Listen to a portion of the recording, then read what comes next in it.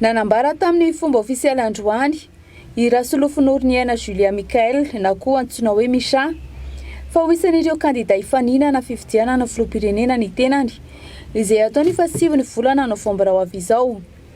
Araka ny nambarany dia ny hanafitra ny firenena izay latsaka ankaterena no anisana nanosika sy hovidiny. Nambarany ihany koa fa tsy matahotra ifaninana ny tenany na dia vehivavy kely aza ary vonahedy hatramin'ny farany mba hitsinjovana ny taranaka faramandimby.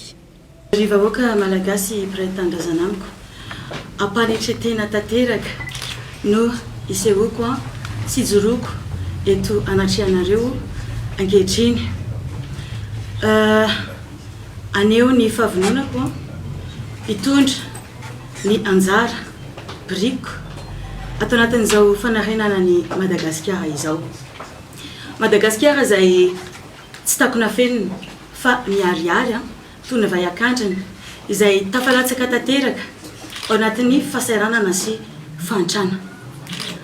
Mety raha iombon-kevitra amiko ianareo fa Madagasikara dia tsy latsaka fa nalatsaka ary tsy mahatra fa nampahantrana noho ny tombontsoan'ny olona vahiny izay tsy malagasy tompotany no misitraka izany. Araka ny nambarany RASOLOFONIAINA Mickaëlle na koa antsoina hoe MISHA hatrany dia ny fanovana ny lalam-panorenana no ataony laharam-pahamehana raha tonga eo amin'ny fitondrana ny tenany. Io izy ny fototry ny olana eto amin'ny firenena izay tsy mampandrosana antsika hatramin'izay fa olom-bitsy andry no mahazo tombontsoa. Avy dia warangaranga fa ny sata mifeny Repoblika fahaefatra no anisan'ny olana goavana matonga izao karazana savorovory politika izay misy eto amintsika izao ary anisany ihany koa fototra mampahatra ny malagasy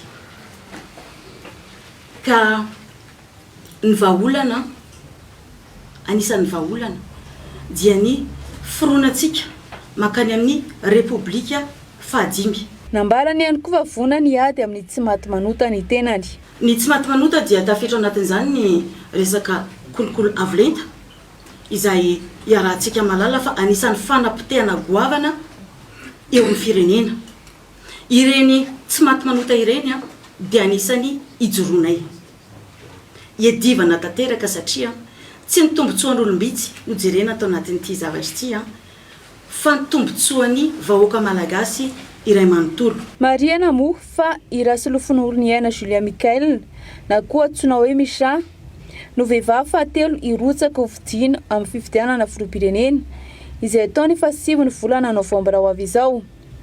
Anisany nahafantarana azy moa ny fanaovana asa soa ary izy dia anisan'ny filompanolona ny fikambanam-behivavy FFAM ary filompanolona ihany koa ny VVMMTF. Ankoatra izay dia mpikambana ao amin'ny fikambanana iraisam-pirenena INCHR izy ary koa ao amin'ny Amnesty International.